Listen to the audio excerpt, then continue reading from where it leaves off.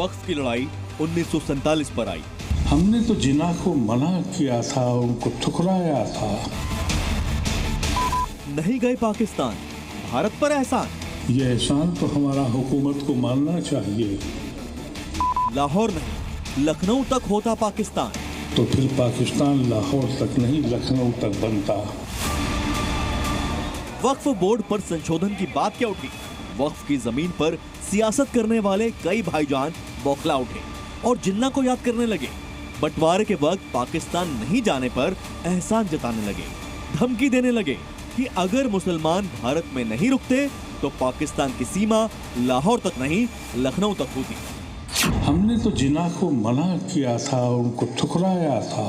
और अगर उस वक्त हम सब मुसलमान जिन्ना के साथ जाते, ये एहसान तो हमारा हुकूमत को मानना चाहिए, तो फिर पाकिस्तान लाहौर तक नहीं, लखनऊ तक बनता।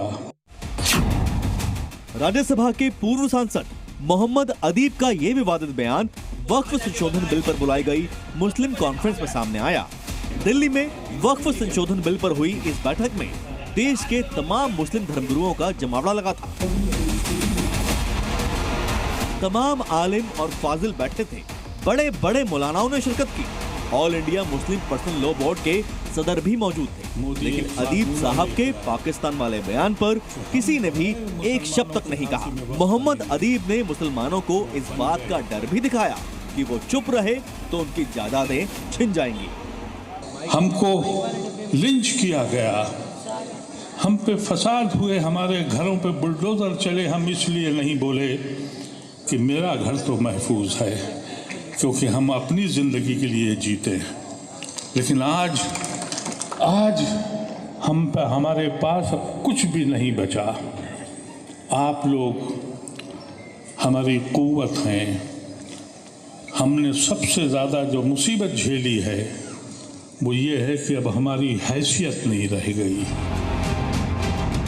मौका वक्फ संशोधन बिल पर बैठक का था, लेकिन पाकिस्तान के बहाने जब केंद्र सरकार पर हमला हुआ तो बीजेपी ने भी पलटवार किया, जबकि कांग्रेस उल्टे बीजेपी को ही घेरने लगी।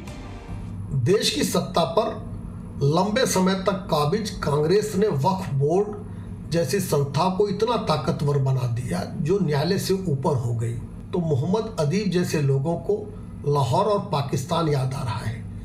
उनके अपने बयान ने उनकी असलियत और पोल को खोलकर रख दिया है, उनकी मानसिकता को भी देश के सामने उजागर कर दिया है। इसलिए जो लोग भी बयान दे रहे, चाहे मोहम्मद अदीब जी हो, पूर्व सांसद या दूसरे लोग, उन सबको इस बात को समझना होगा कि इस देश में बराबरी का हक है। जो लोग चले गए वो चले गए, जो यहाँ हैं वो भारत के निवासी हैं, भारत के नागरिक हैं, उनका बराबर करें। हैरानी की बात यह है कि वक्फ संशोधन बिल अभी जेपीसी कमेटी के पास है, जिस पर लोगों की राय ली जा रही है, उस पर चर्चा हो रही है।